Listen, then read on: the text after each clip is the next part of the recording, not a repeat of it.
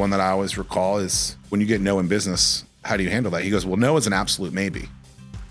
It's what you do with that answer. And to me, it's like, yep, got it.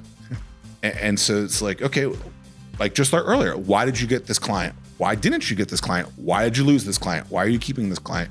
Why are people watching you? Why do you keep getting on people's shows for podcasts? Like, what are you saying that is so powerful and profound that people want to engage with that? Give them more of that. Hello, everybody. I'm Greg Tomchick. Welcome to the Connected Mindset Podcast, where each week we bring you the stories to better connect with the world around you. Let's dive into this week's podcast. Zack Miller, welcome back to the show. In real life. IRL. Yeah, is that what that means? IRL. Oh, yep. cool. Yeah. I knew that. You're one of the only guests that have been back on the Connected Mindset Live, so honored to have you. Wanted to start the show off just by letting the audience know that you helped me through one of the toughest times that I was going through in my business and in my personal life. So just wanted to start off by thanking you for that and expressing my gratitude for who you are as a person and what you're putting out in the world. Yeah, man, appreciate it. I'm not good with thank yous. I've realized that, like, when someone says something like that, I don't know how to respond. So it's trying to, like, I appreciate it. I just don't know how to, I don't take compliments well.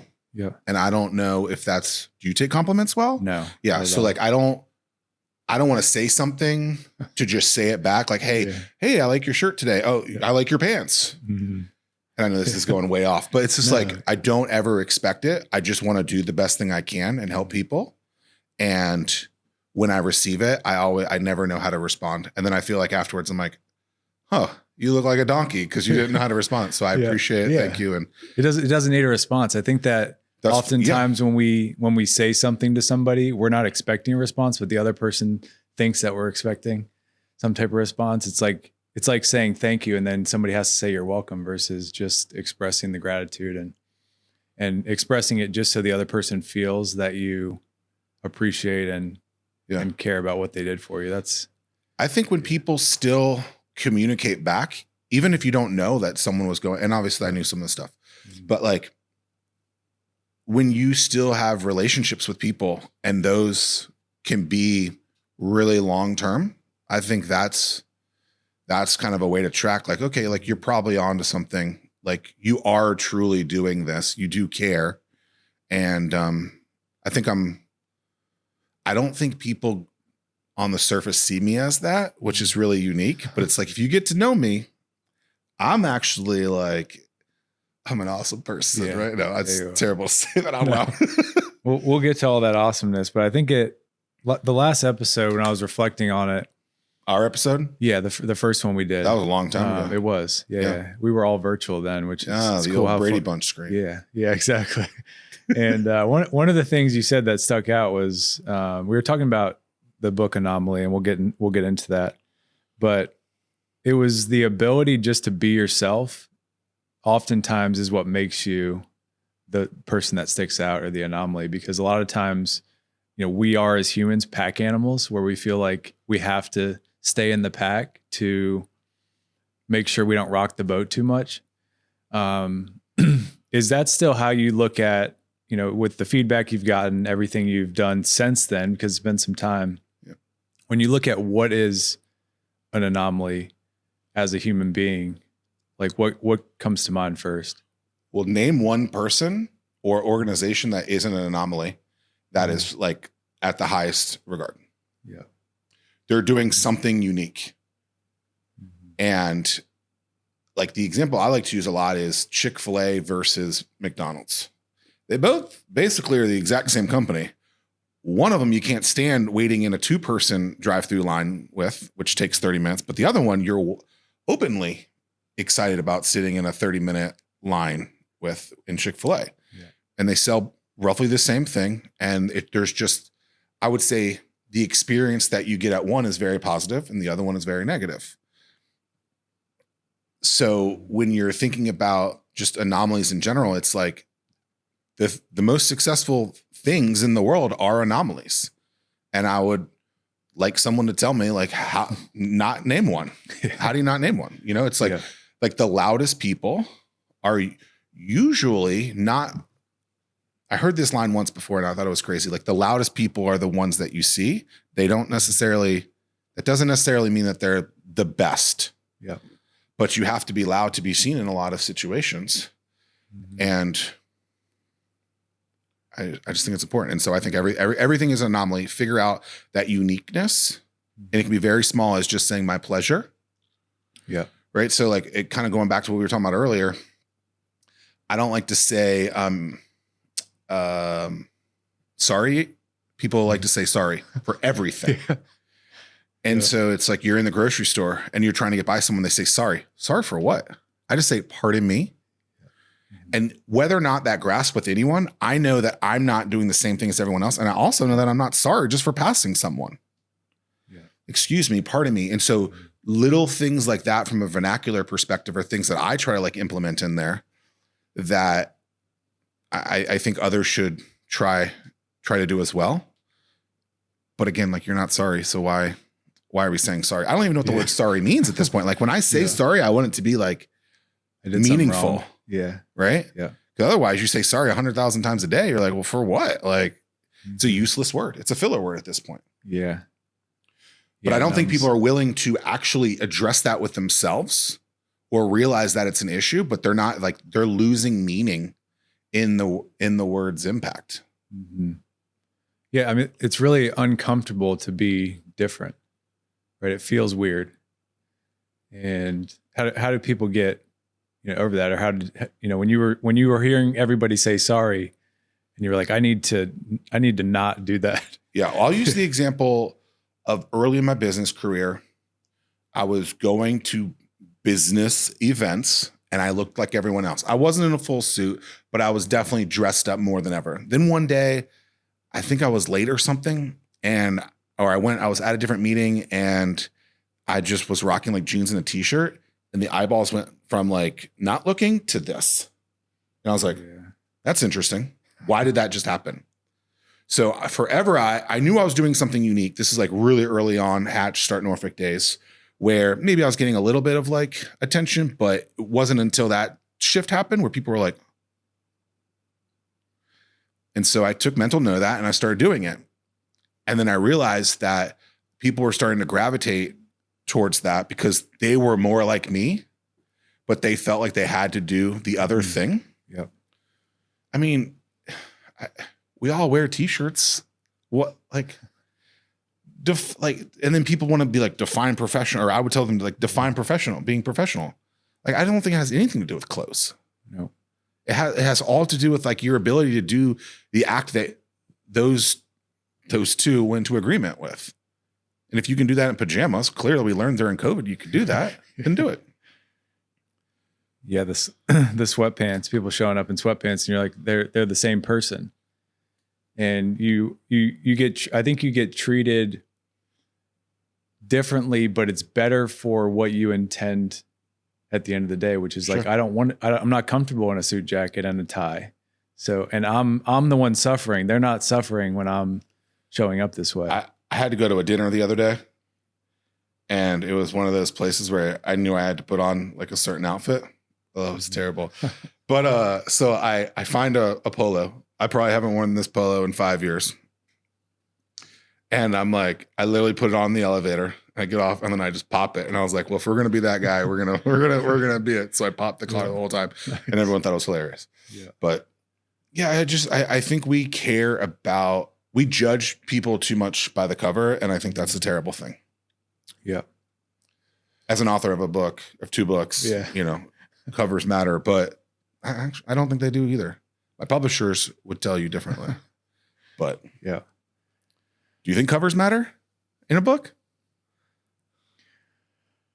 I think it's a basic principle. Don't judge a book by its cover. Like, don't not give somebody a chance or something a chance because of the cover. But I think we're moving so fast in the world that if we see 10 covers, the person the person or thing that looks different, that's kind of just stands out a little bit differently. We tend to gravitate. That's fair. Towards that. And it's kind of, it's almost shiny object syndrome. And that, but a lot of people try to make in the same way, try to make all the covers look the same. Yes, they do, because they feel like that's what's going to make them successful and not like it's going to make you successful like the other cover that looks the same. So it's like we copy the formula. And I'm where my brain goes is, how do we make the distinction between what elements to pick up to stand out and which ones to say I need to challenge those elements, like the sorry and things of that nature, versus, you know, being too extreme where, you know, it makes you too loud or it makes you over the top, I guess you could I think say. that just takes repetition. Yeah. Trial and error. Yeah. Trial and error. You know, you throw a fastball 104 miles an hour and it hurts. You realize, okay, maybe I should pull it back a little bit, or maybe not. I don't know. Yeah. Like if you ever, what's fastest you ever threw? 97. Do you feel good after that? Or did it hurt? Yeah, it hurt. Yeah. It was my top capacity. But once I hit it, I was like, it was cool to hit that, but I'm honestly better at like 93, 94. Okay. From a longevity. So you got to figure that out. Like Yeah. what actually works. And I think most people try something once and they don't give it the actual length it needs. And there's tools now that allow you to like A/B test, stuff like that. But like really giving that thing the amount it takes to see to fruition. And it's the same with sales. It's like everything is sales. You make one phone call. Well, I called, they didn't answer. Okay. Yeah. Maybe they were on vacation. Like, and then we always want to like judge ourselves or like decide why something happened without actually having the answer. Like, oh, you got this client. Why? Oh, you just lost this client. Why? Why are you keeping this client? All these little like, why isn't this person answering the phone? How could you DM them somewhere else? Could you go to a meeting and catch them? Could you get on a board together? I don't think people are willing to go to that level. Even getting like a guest on a show like this, not everyone's, maybe people just don't want to be on a show. Doesn't mean they dislike you or that you did something wrong, but we're making this decision as to why when it's 100% false. Yeah. Yeah. What else could this mean? I think is an important question. Question everything. Ask. Yeah. Yeah. I mean, you do it when you're watching a movie. Oh, I think this person's going to be the killer. And then you find out, oh, it's not. So like, why are we changing that in life? Yeah. Yeah. I think it's the identity. It's like we have this perception of ourselves and we translate the world through that. So if we look at ourselves in a certain light and we call them once, it's like, oh, they only got my call once. So it's like that internally putting the spotlight versus externally and saying, I believe I can help this person. So I'm driven to reach out to them on every platform to find a way to stand out to them. Sure. Because most people only, like you said, do it once. They only make that one phone call, leave the one voicemail. Or they haven't figured out the actual connection between the two and they find that and then they're golden. Like I remember when I got into the business world, I'd gotten out of TV and I didn't know anyone, but I kind of like took an inventory of like my life. It's like, who do I know? And I realized that there was a family that I was connected to in the business world that also had TV background. And it was Danny Rubin's family. Do you know Danny Rubin? Oh yeah. Yeah. And I was like, hey, Rubens, I think Danny was living somewhere else then. He wasn't even living here. So I get out of TV, I go into business and I reached out to them and I was like, hey, I don't know if you guys know this, but I worked with your kid, with Danny. We worked at this TV station together. I'm now in business. I'd love to just pick your brain because I really don't know what I'm doing. Immediate response, found the connection. And actually there's a story about them really early on in the book. And I had never told her, any of this. And she reads it and she was like, is this true? Yeah. I'm like, Sarah Jo Rubin is her name. Yeah. Like, yep. She goes, wow, that's crazy. It's kind of like you thanking me earlier. Like you don't expect it. So like, how do you handle it? But like, it's do great things all the time and people will recognize it. And that's like life 101. Like, don't be a jackass, be a good person. Yeah. Don't be afraid. Do you think that fear is what holds most people back? Is just in taking the uncomfortable step of changing the identity or changing the status quo that everybody else is used to? Because there's a point in time where you have to take the fork in the road. Like you have to choose one side. You can't just stay on the same path and expect things to change. That's insanity. The answer is already no. Mm-hmm. If you continue to do what you're doing, the answer is already no. Yeah. So if you want a yes, you have to do something different. It's that simple. Mm-hmm. And if you can't get out of that fear, then the answer is always going to be no. But what if that answer could be yes? Yeah. Yeah. I think that's the main mistake people make is the answer is already no. Like, I don't like, you're already sitting at the negative. Nothing can get worse. Are they gonna put a pie in your face? Right. Okay. At least you got dessert. Yeah. How did TV impact your ability to come out with these two books? I don't think TV impacted me for anything other than understanding deadlines. Deadlines. Yes. So like every day you had to have what are they called? Like a segment on the news. And in college, they didn't teach us that. It was like, oh, you got like 14 days to get this done. Cool.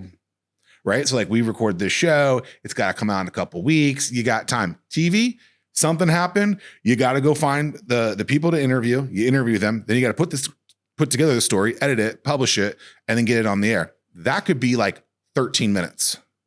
So speed is incredibly important. And most people don't have that speed. And I think from a business perspective, me having that skill is so important. Mm-hmm. And what's crazy is that so many people over the years, I don't really know where this is today in 2025, but for so long, so many people in news, I don't think they believed that they had a skill set themselves. And so they always thought they had to go to another TV station or in some sort of media organization, when it's like that deadline skill like is incredibly, incredibly important. But they didn't teach that. It was like, yo, you want to keep getting paid? You do this or you're getting the can. Because something happens, you gotta. So let's run through this scenario. So literally something bad happens. They say, okay, you're on the story. You got to go out and you got to start covering that. You might have to do a live shot and you got to be able to tell the story all at once. So like, there's no like stoppage on breaking news type of things. And you just got to do it quickly. And you got to be able to like rapidly move that through your head and then into production and then into the newscast, if you will. And so taking that and realizing that in business, it's like, oh, you gotta be fast. Yeah. Yeah. We had stuff like that in sports where they would just have you experience it versus trying to like teach you how to do it and then go experience it. And I think that really helps people it's like, we feel like, I don't know if it's information overload of what we're in today, but it feels like we have to learn things before we do things. And it's like we have to, like, maybe school teaches us that. I did 5 years of that. Yeah. And then I went to work in a TV station. I learned more in a week than I did in 5 years. Mm-hmm. I'm like, why did I just spend all this money on this thing? It's completely different. Yeah. And then cell phones came out and then like I'm all about education. I'm all about learning, but like in the traditional setting, I don't think that's for me. Yeah. But you don't know how to pitch a baseball, play a game, hit a ball until you start doing it. And the craziest thing to me that I feel like is not talked about a lot in sports is how these top players go from like small high schools to then big SEC, ACC stadiums, and then to the pros. Like how do they like, and they're just thrown in there. I'm like, yo, they went from like 1,500 people to 50,000 people. And then maybe they're actually at a small school and then they got to go to a big school and there's 100,000, like, and they're just supposed to be able to handle that because they're an athlete. Like that's a tough skill. Yeah. And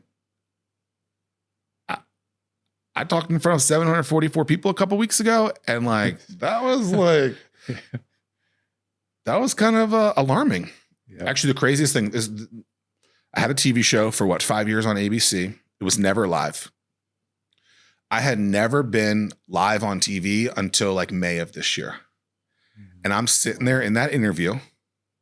Here I'm fine. Like I'd love to know what my heart rate is. I'm sure it's fine. That interview, I'm like sitting there like this. freaking out. And I had Tim right next to me. So like you would think like your buddy with you is going to help. Oh man. You don't know it until you do it. Yeah. And these people that want to like Monday morning quarterback, it's like, yo, like they're making that bankroll because they can do it. And you can't do that. So appreciate that. Yeah, we see that a lot. We see people do it a lot and we don't see the tremor, or we don't see what we're feeling inside. I used to have that on the mountain all the time. When I go out and speak, it's the same way. Like the next step you take, it's like there's only 10 or 20 more people here, but it feels like a completely different stage. My body's responding way different. Can you imagine if you're watching a broadcast and now, because there's tech on everything, and now you've got the tech that's being broadcast on the screen that's like, oh, this player's heart rate is 145 beats per minute. And then you at home, you look at your watch and you're like, oh, I'm at 54. It's a hell of a big difference. Yeah. And I appreciate that people that have that ability to do that. Like that's such I can't imagine what that rush is. I'm not ever going to be a professional athlete, but I think that's why we watch. Yeah. I think it's addicting. It's addicting for a lot of I watch a lot of wrestling, and they like WWE, and they all talk about they don't want to retire because that feeling when they go out there and they get that, whoa, it's an addictive feeling. Yeah. And whether it's, 5 minutes or 35 minutes, like you see these guys not hang up their boots, as they say, for that reason. And they go a lot longer than professional athletes. I mean, some of these guys are in their 50s. Ric Flair's like 104 still wrestling. Like, come on, bro. Like, yeah. But they love that feeling. Yeah. Have you come across anybody that has? I think it's such an individual feeling that you have to overcome. Like when you're on the news channel and you got that feeling come over your body. It's like waves of it. I think it's just the experience of doing it over and over again that eventually it's not that you numb, but you get used to that feeling and then you find a way to navigate it and you get better. But anybody that's told you like, hey, breathe, for baseball, it was don't breathe in as much, breathe like exhale more, because when we start to hyperventilate when we breathe in versus out. That's great advice. So I just got this whoop. And you've had yours for a while, but one of the things, as I'm reading some of the stuff, they're like, here are the things that you can do to improve this type of thing. And some of it's like breathing skills, like Wim Hof stuff, the cold plunge type of stuff can like get that out. But knowing like I don't think people, like, I didn't even think about that. Like, oh, I should have done a breathing exercise right before, like would have been fine. But like to be super nervous before that, like I think it was probably when I interviewed Damon John and I didn't do anything crazy. I just sat there and I was like, hey, buddy, how's it going? I had notes, like I never have notes. Yeah. Let's dive into that a little bit. What was the platform there? TV show. TV show, yep. Yeah, he came to Regent. I guess he was doing something with them. I had been doing the show probably a year at that point. And the president of the TV station was like, hey, like, what did you want to do this? He's coming to town. Yep. I'm all about raising your hand. And it happened. And what's crazy is it was supposed to be like a lot of interviews, meaning like other interviewers. And it ended up just being me, and which was great. And I had I asked him 5 or 6 questions. The one that I always recall is when you get no in business, how do you handle that? He goes, well, no is an absolute maybe. It's what you do with that answer. And to me, it's like, yep. Got it. Yeah. And so it's like, okay, like just like earlier, why did you get this client? Why didn't you get this client? Why did you lose this client? Why are you keeping this client? Why are people watching you? Why do you keep getting on people's shows for podcasts? Like what are you saying that is so powerful and profound that people want to engage with that? Give them more of that. Yeah. I have this theory that we constantly think, and I probably have told you this, we constantly think we need to change the content, but the variable is actually the audience. So if we can keep the content as the constant, you don't have to play that game of telephone. It's all like you're just saying the same thing over and over again. and that muscle memory comes through, because you go to a concert, you go to a comedy show, it's basically the same set. The only thing that might be changing is like, hey, Richmond, hey, Norfolk, hey, Seattle. But the show is the same. And guess what? When you're at episode 50 of that show, whatever they call it, show 50, you've gotten a lot better at it too. Because when I went on the Anomaly tour, I gave the same talk, 100 times. I couldn't do it now, but I knew that thing in my sleep. Yeah. It's just repetition. But people don't think like that. They're like, oh, new crowd, I got to give them a new thing. When it's like, this crowd don't know you. Yeah. That's why comedians don't want to be recorded. They say they do the same jokes. Because then it's already out. Yeah, I think a lot of people get burnt out because of the changing they're changing every day. They're changing hard. They're changing the mission statement of their business once a week because they felt like the week before they didn't get the receptivity that they wanted. And think about how difficult that is. Right? We were talking about, I can't remember if this was on show or off, but we were talking about you're at like episode 100 something now, and you're like, oh, I guess you're on to something, right? And you got to get to episode 7 and 25. Whenever someone's asking me about shows, it's like, well, how many episode ideas do you have? Well, like the episode of the show. That's about it. This might not be for you, buddy. And don't actually put those into the robots either to find those ideas. Actually figure out what those are. Yeah. Because if you can't be thinking that way, or you can't think of 15, 20 guests that you want to invite, probably not your lane to be in. And I don't like to ask the same questions, because I like to genuinely get to know someone, not be like, oh, here's question 1. Yeah, where are you from? How are you today? Yeah. Yeah, it's more of a feeling. You feel out the narrative. The listen.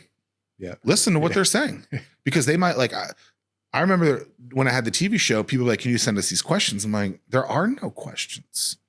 I have a general idea of you, but you might say something so ridiculous that I know I have to go into that. And if you're not willing, the worst is when you're saying something good and there's no push, or there's no back and forth. It's like, what are we even doing here? Listen. I think that's why people, at least people in my sphere, listen to podcasts more than the news, because you have more of that back and forth and the lens of two people versus, I don't know, did that work in TV to not have scripted questions because the guest felt like you may push them to say something that isn't politically correct for their narrative? I think there's just a trust factor. Yeah. I think news could adopt very easily new waves of media. And I think they try in some forms, but I think sometimes they're just unwilling to do that. I mean, you look at ESPN over the last year, they brought on McAfee and what he's done, and he doesn't have commercials in his shows only on the hour, right leading up to the hour. I think it's 12:55 to 1, 1:55 to 2. Your traditional commercials. But your traditional is okay, here's this, introduction. Hey, we're here for the news today. Here's the lead story. Go to reporter on the scene, 90-second package. Thank you. And you transition to this. Here's the weather. It's bad outside. Wear a raincoat. Talk to person on the street. They're in this flow. And I think I've always thought I could be a great news director, general manager of a TV station, because I would go in there and I'd probably be fired very quickly. But I would try to transform the whole way everything's done. Be let's be more positive. Sure, there are serious things that need to be covered, but things aren't as bad as they're being projected. And unfortunately, I don't think people grasp that sometimes. And they're just like, oh my gosh, there's a shooting in the city. That means the city is the worst place in the world. It's context. 100%. But I think it'd be cool to like take over a big organization like that, kind of like being a general manager of a sports team. I think it would be the psychology behind that would be fun to see if you could actually do it. Yeah. I don't think it would actually ever happen, but it would be kind of cool to do something like that. Especially when you've been on the inside and the outside of something, like for me with baseball. And when I think of the news, I'm surprised nobody has started like a GNN, like Good News Network, or like try to compete with the big news behemoth. Obviously there's a lot of money and power and politics behind it, but I think that's where, YouTube, some of these like more independent platforms allow you to have a say that those big networks may not, where they can cover the person that saves the person from crossing the street, the old lady that tries to cross the street, or the kid that crosses the street, someone pulls them back. And it's like, there's a bunch of people on the scene. They record it, submit it to a news channel. And then people are like, wow, my day was actually lifted up just a little bit versus thinking about, somebody dying on the corner. I think their argument that I've heard in the past is, well, we've done studies and case studies and people want the harder stuff. Yeah. Again, repetition tells you, has there been enough of that? Mm-hmm. Right? Because I think there's plenty. Watch College Game Day. It's pretty positive stories, right? 3 million viewers. I think it's possible. I think there's an unwillingness and there's a stubbornness and there's an old school mentality. And you see a lot of like even traditional print that content's never been bigger. Mm-hmm. Why are you losing? Like innovate or die. You could clearly be in this world because you guys are far more talented. I mean, you know how hard it is to write something? Like writers are very talented people. So what's the issue? What's the unwillingness of doing something new? Because that's where all the eyeballs are. I think like thinking of Anomaly wise, like you sometimes have to move with the times. Right. I remember forever I used to like be like, oh, you gotta shoot your video like this, not like this. And I guess I'm kind of losing out on that a little bit, right? Where people now do shoot like this instead of like this, vertical instead of horizontal. Because I always thought, I'm watching a TV and I'm like, no one would ever consume just like this. But maybe it'll come back. Yeah.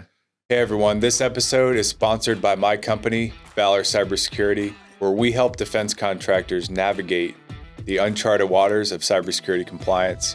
As a cyber attack victim myself, I know the impact that this plays in people's lives, and at Valor, we solve that each and every day. If you're a defense contractor feeling frustrated and confused when it comes to cybersecurity compliance, visit valor-cybersecurity.com, take our free assessment, and get started on your journey to clarity in cybersecurity.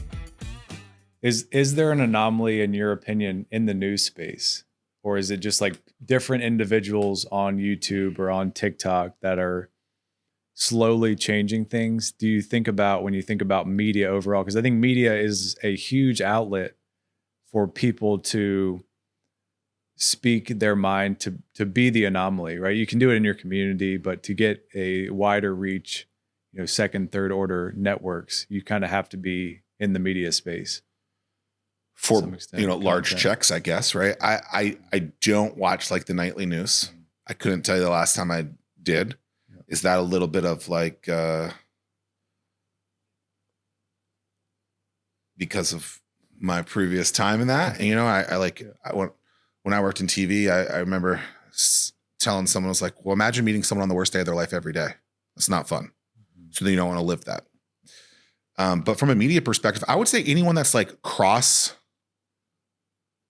promoting isn't the right word, but like in different places. So like, I do think what Pat McAfee has done is very interesting because he quit the NFL, was an all pro punter at the time, went to West Virginia when I was there, then went to Barstool, saw that, then left Barstool, did his own thing, was one of the first people to get a really large check from FanDuel, I think it was, then left FanDuel to go to ESPN. So to see like something like that, where it was very internet based, to turn into something mainstream. And he said before, like, the reason I want to be on ESPN is because it's in every bar, every library, every airport. The reach is there. I might be getting paid a little bit less, but somehow I'm going to get paid more because the reach is there. And so I think you have to look at that. And he definitely gets hate, right? Yeah. And so it's like Taylor Swift gets hate. There's going to be this level of both. Like, if you don't have that, you're probably not on to something enough. Yep. So people-wise, I would just say, who are like the biggest people that are on different platforms? Your traditional and your new wave, new age kind of stuff. Yeah. How important do you think it is to be an Anomaly, to have not conflicting, but clear views on which side of the aisle you stand on certain issues? So I think when we start our business, or when we go out and start to find our identity or our uniqueness, a lot of it gets focused on how do we not ruffle too many feathers so that, everybody likes us, which is never going to happen. But I think a lot of people think like that, and it's hard to get out of that mindset. Is not everybody's going to like you, but you have to kind of be bold. You have to be the anomaly. You have to be the person that says, I don't agree with this, and I'm going to do something about it. And there's going to be people who are doing that thing that are going to look at you in a negative light. You've dated a lot of people in your life? Quite a few. Kind of the same thing. Yeah. Find out what works. Yeah. Try a bunch of different things. It's kind of like in business. It's like, here's my guess. I think this is who my client is. This type of person, this type of industry, this type of vertical. This is what I think. Hey, how are you? Going nowhere. Okay. Are you really putting in all the, isn't there like a Kobe Bryant line? Like, are you really putting in all the effort? If not, keep shooting type of thing. It's that. It's like, you're not going to please everyone. Get over that. Get thick skin. And most people aren't famous people either. So it's not like anyone really sees it. And just because they say no doesn't mean it has anything to do with you. We take so much stuff personal. It's like, you're just not the right fit business-wise. Okay. That doesn't mean they hate you. Doesn't mean you did anything wrong. It just means that whatever you're selling them, it's not the right thing for them at this time. And the craziest thing is, if you're not a donkey, a lot of times those people will find you later and buy from you unexpectedly. And then you're like, why did this happen? Because you did the right things, and it just, for whatever reason, wasn't the right timing. Mm-hmm. I remember very early on, I had this idea to do Start Norfolk, 2011 timeframe, and told someone, it's basically build a company in a weekend competition. I know you were at ODU when I did one of them, or some of them. I don't know if you ever attended though. And this guy's like, this will never work in this area. This just isn't going to work. 4 weeks later, he bought a ticket. Guess I was right. But I wasn't a dick to him. Maybe in my mind I was. Yeah. But it's the whole don't burn a bridge type of thing. And that can be really hard for people. I think I've probably burned one bridge my entire life, and I'm still okay with it. Yeah. But that could be all in my head too. That bridge, I might have thought I was a bigger thing than I really was, and there's no beef whatsoever. Yeah. But that's, you just gotta be a good human. Yeah. Human being, not human doing.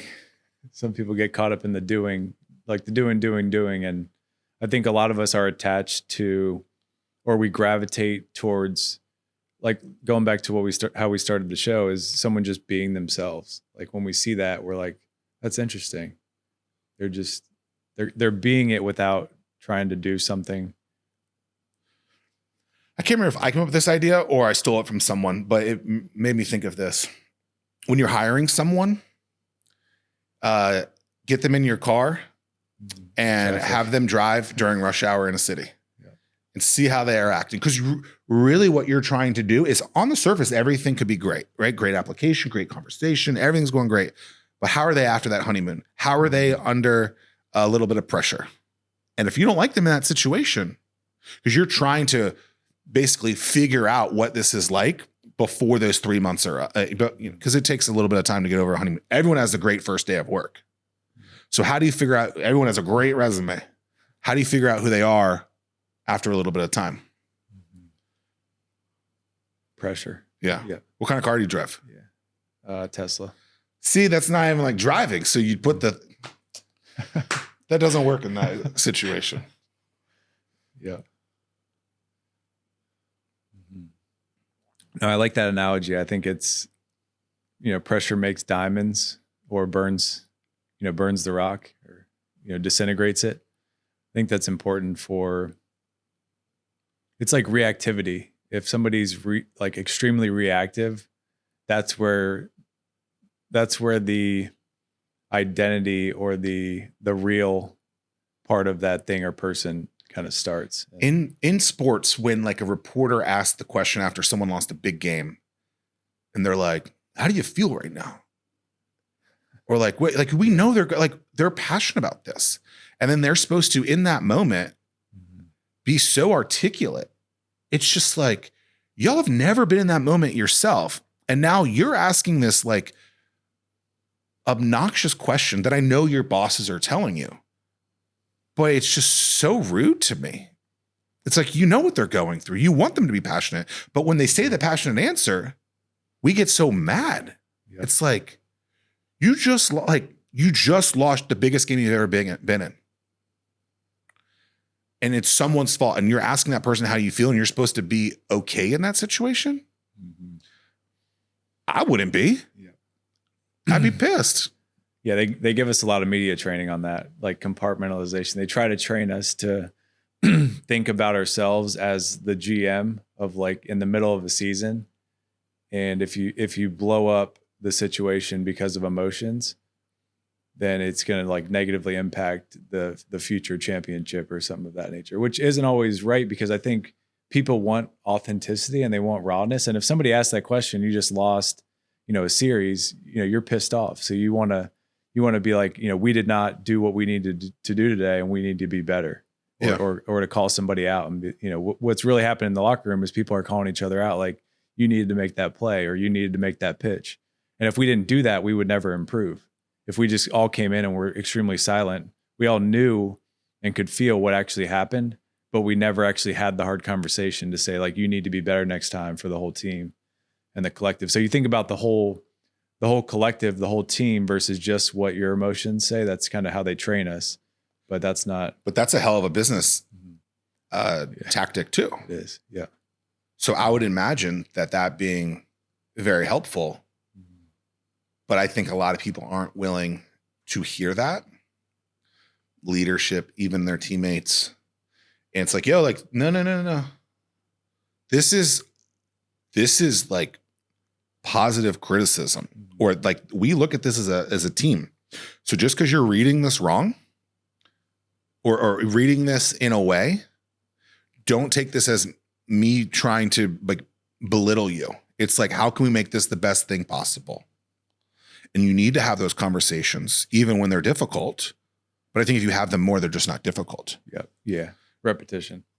But I think people immediately think, oh, this person is reprimanding me, when it's like, no. They're not. You're taking it that way. Mm-hmm. They want to succeed just like you want to succeed. And the only way to get there is to realize, like, hey, like, this could have been better. Mm-hmm. Yeah. What else could this mean? I think that's a question I find myself asking more frequently, because I think we do as humans, we like to identify, or we like to label the situation based off of how it makes us feel, which I think it can lead us in a good direction, but it can also lead us astray because it's in the moment, heat of the moment, or moment of emotion. Yeah. You watch football programming and you see a fight and people are like, can't believe that's happening. And then you hear the people who actually played football and they're like, well, it happens every day. Yeah. Right. Yeah. Sorry, you don't know the context. People still love each other. Yeah. They're just a little pissed off right now. Yeah. Just don't throw a baseball at me at 97 miles an hour, Mr. Greg Tomchick. No, I wouldn't do that. So I'm curious. So between Anomaly and then the book that you recently came out with, I want to talk a little bit about that. But before we get there, you've been putting on quite a few events recently. I'm wondering what you've learned from putting on events, what makes people want to attend an event, and then some maybe unexpected lessons. Because the two events that you put on recently have been pretty successful. I think a lot of people are feeling the waves that those events have created. And it's almost like you just take the action and you got to kind of see what happens. But I think there's some intentionality that you may have figured out that helps people say, I want to go to this event because somebody else will be there, because it's very like unpacking like how the sausage is made type of thing. So in August of 25, Tim Ryan and I hosted the Startup World Cup. Second time we did it. It was at the Sandler Center. And I remember when he told me he wanted to book that. I basically haven't done an event in like 10 years. And then last year we did one at the Ziedler's Theater. He's like, do you want to co-host with me? And I was like, I don't know, man. This isn't really my thing anymore. And then we talked it through and it was like, yes. And then it was like February, maybe March of this year. And he's like, we're going to do it again. Thinking the Sandler. I'm like, have you ever been to the Sandler? I haven't, but it looks like a pretty big place. So I immediately look it up and I'm like, there's a lot of people to get to an event. I think the biggest event I ever had was maybe 450 people. Not easy to get that many people to an event. And so the general theme of that is a business pitch competition. I, and probably Tim, would agree that they can be dry at times. So what can you do to make this the wildest circus-like business pitch competition? And that was kind of the theme. And I think we did that kind of in the first year,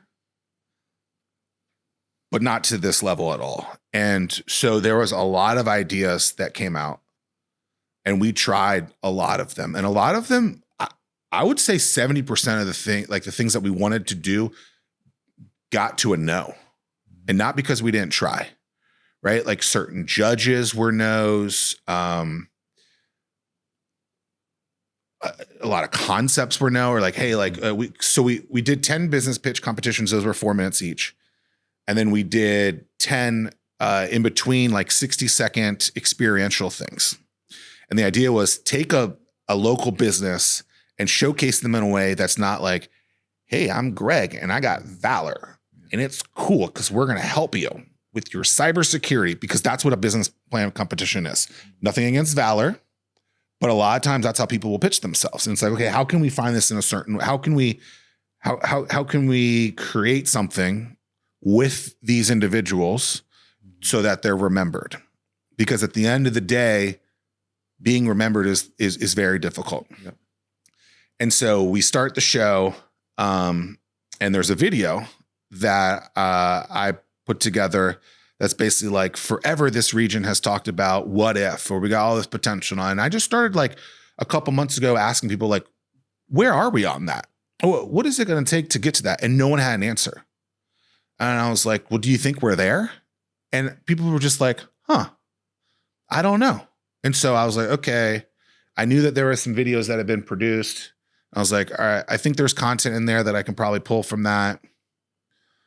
What would happen if like the video is based around like, we've arrived? Mm-hmm. And so do this video, 2 minutes, spent way too much time on it. But I think it had some pretty big impact. You didn't make it, right? Or did you make it? To the Startup World Cup. Yeah. I didn't make it this year. Yeah. I'll send you the video if you haven't seen it. But I thought it was pretty good. And it starts with that. And then as soon as it ends, the ODU marching band comes out from the back and from the front. And I thought it was pretty cool. I don't think people realize how difficult it is to get to get a marching band to an event. like the logistics behind that, because we came up with that idea really late. And that was cool. So we did that. And then we did a bunch of other experiential things throughout. So it's like July 4th. I'm watching the hot dog competition on ESPN. I'm like, that's cool. There's that company Crunchy Hydration. It would be cool if we could figure out a way to do the hot dog competition, but with their drinks, because people will remember that. And then there's this guy, Joe Trahan. I don't know if you've seen him, but like he goes around sometimes and like he'll like shotgun non-alcoholic beers, and he's really, really slow at it. And so he was on stage. It was terrible. I think he got last place in it. But we're just trying to get things that were remembered by people from that perspective. Some people actually hated that segment. They thought it was inappropriate. I'm like, okay. Like, you're not a customer. I still have not understood why it's inappropriate. Like, if you were to chug that, is that inappropriate? Like, I appreciate and I intake all the information, but I can't understand what was inappropriate about it. It got the most engagement, got the second biggest crowd pop of the night. And then, yeah, I mean, so that was that. Just trying to do things differently. Yeah. Trying to look like, I watch a lot of wrestling. I think they put on like the best production of anything. And how could you put in just a better performance than your standard events? And then Tech Night happened a couple weeks after that. And that was, I think I was nominated for like Entrepreneur of the Year the last time they had that, which was like early 2010, 2011, 2012. And it went away for whatever reason. And then it was decided to come back. And it was really just like, how can you celebrate these companies? Some of them will take home a trophy. Some of them won't, but it's really not about the trophy. It's about celebrating these businesses and doing it in a fun place. And I hope people got some good positive feelings out of that, because it's at the end of the day, like, we got to celebrate a lot more. Yeah. Because I really do think we've arrived, right? Like, what are we waiting on? Mm-hmm. Yeah. What is it going to take? Yeah. I found those types of events are the networking that I like to do. Sure. Because it's celebrating something that we all care about, which is it's at a much deeper level than just the traditional, business networking group that you go to. I wrote a book on networking events. And I think fundamentally, like, networking is broken. Because to me, like, I haven't had a business card in over a decade. Don't ever plan to have another one. We ask the complete wrong questions. Like, give me your elevator pitch right now. What do you do? Why? Why would you ask that? What, like, I thought I was here to meet cool people. What does what you do for a living have anything to do with that? Because most people don't do really cool things. You have some cool stories in there, but like, imagine if someone just asked you about Valor and we never get to hear any things about you, the experiences that you've done. Like to me, that's the role of networking. Get to that answer. And the reason why I asked the question, what are you watching on Netflix? That's the question. Like, because most people are watching some sort of content, and it doesn't have to be Netflix. It could be, what are you watching on YouTube? What do you watch on HBO? Like, what sports are you watching? Whatever, like something like that. But it's get to the meaning, create real relationships with people. That's what I'm trying to get after. I could care less what someone does for a living, because the likelihood of me buying from that person, like right there, it's zero. Yeah. But that's how we treat networking. And I think that's fundamentally flawed.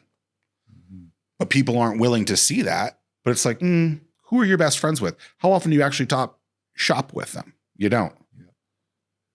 Yeah. You find that common ground, and that's what you talk about. Yeah. And that's what I'm trying to get towards. Is find that common ground. Right? Well, I did this with you today. Yeah. Hey, how long have you had your Whoop? Yeah. I looked. I was finding something, and I know you. And then so we have a conversation about that, because I just got one myself. Cool. Yeah. What do you like about it? Okay, cool. And then you can play off of that. Yeah, it's interesting. Probably for the first 2 years of Valor, I was trying to go out and pitch the company. And then when I got to the point when this show was starting, I was going through a difficult time. So I would ask people in the community, I'd be like, what is the hardest thing you're going through? Or like, what, and not to get like dark or anything, but just like, what's the hardest thing you're going through in your, and I wouldn't say business or personal. And the people that took it to a personal level, those eventually became the customers that really wanted to do business with me because they saw me not as Valor. They saw me as Greg, and that I cared about what they were doing, whether it was personal or professional. I think that goes back to like, what are you watching on Netflix? It's like, that is when you're watching Netflix on your couch, like that is or you're standing up or walking on your pad, whatever you're doing, it's kind of a vulnerable place. Like most people aren't like, hey, what'd you do at home this morning? Like, what'd your home life look like this morning?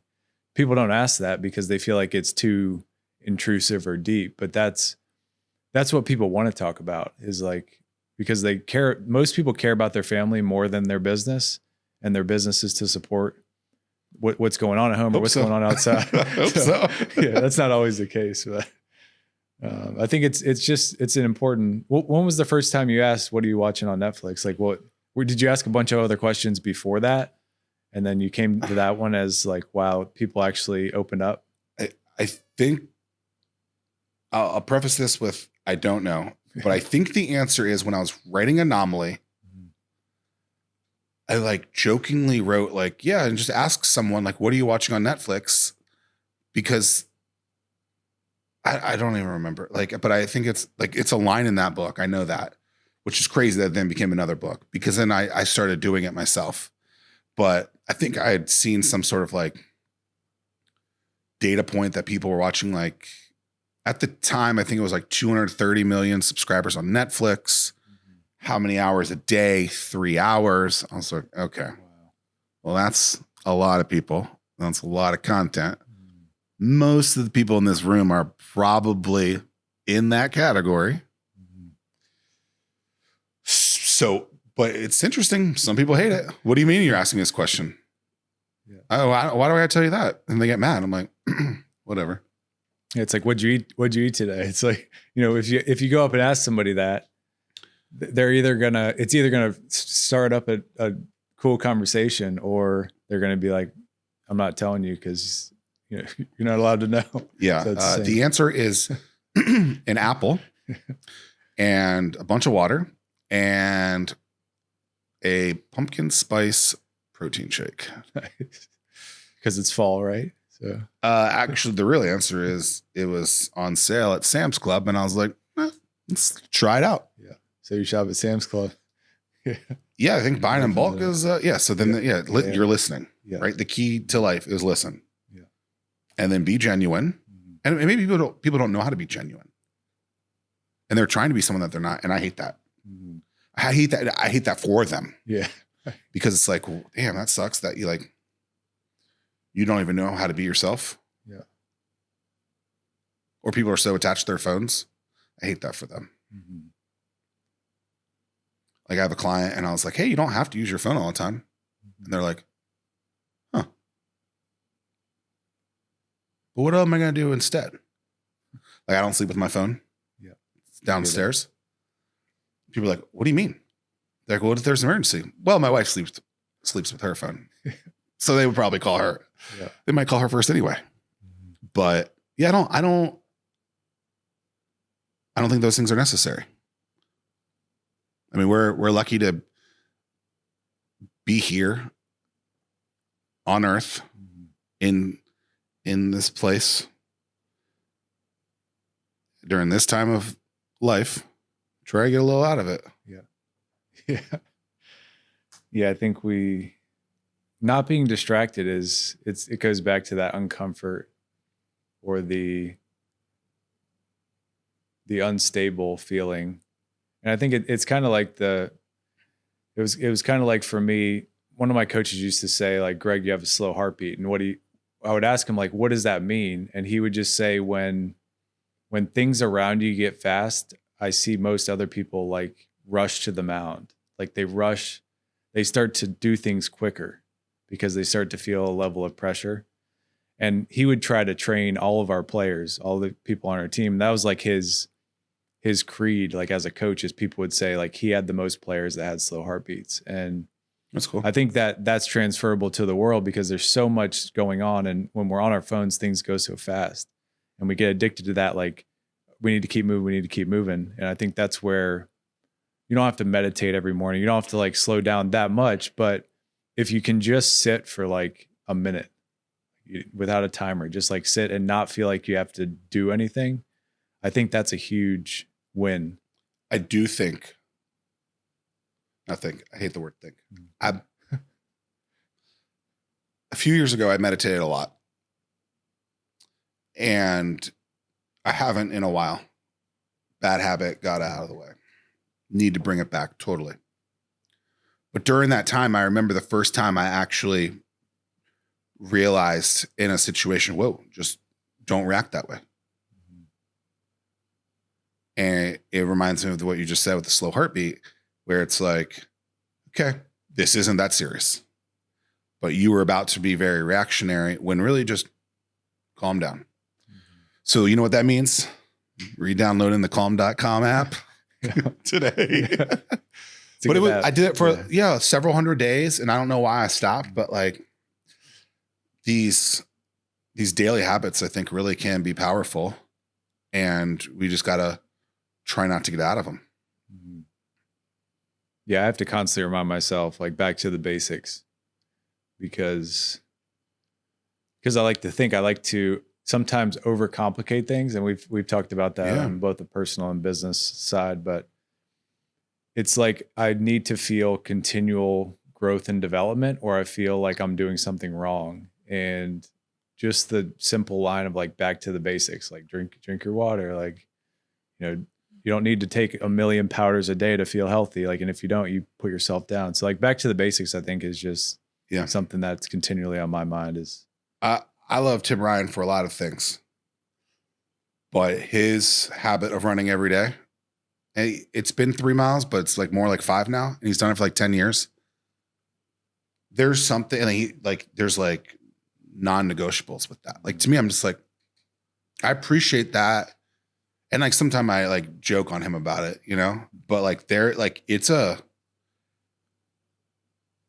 pretty powerful thing to have done that much. And he's had bad days. I remember he was telling me he was in Mexico during COVID, and he thought he wasn't gonna be able to run, because if you got the cocoa during there, he wasn't gonna be able to run, or he had to figure out how to do it in the hotel because they like lock you into a room. I don't know, like there's certain things. There's something very powerful about him being able to do that, and I appreciate it so much. And it's just cool to see. You're like, damn, like someone did that for so long. Like, what could that be? What is that for me? You know, what is that for Greg? Mm-hmm.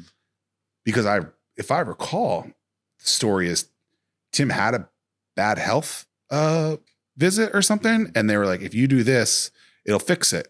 And he's been fine since.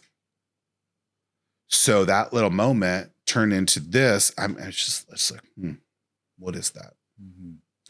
I mean, be curious, question everything. Yeah. Right? I feel like that's what we're talking a lot about. Yeah, it is. Yeah. Yeah. We gotta continue to reactivate the curiosity. Some of us are just curious by nature, but not all of us are. And I think that's the key takeaway for anybody listening in is, if you need to find a way to reactivate it, just start questioning the little things that you do. And those questions you start to question the bigger things. And then I think there's full circle benefit to 100%. To that kid-like curiosity. You know, some people talk about like just when you're young, you question everything. And it's okay. Naturally. Why did that change? Right? Like just because you're an adult, just because you're a little bit older, like always be curious. Like I feel like that's why I'm a good interviewer, is because I'm just super curious and I constantly want to learn. And so people often are like, oh, you're a great interviewer, or you ask really good questions. I'm like, I genuinely just want to, like, I heard something and I want to learn more. I don't know about that. Going back to the school thing earlier, like I love learning. I just don't want to learn like from a textbook. Yeah. What are we missing, Mr. Tomchick? What are we missing?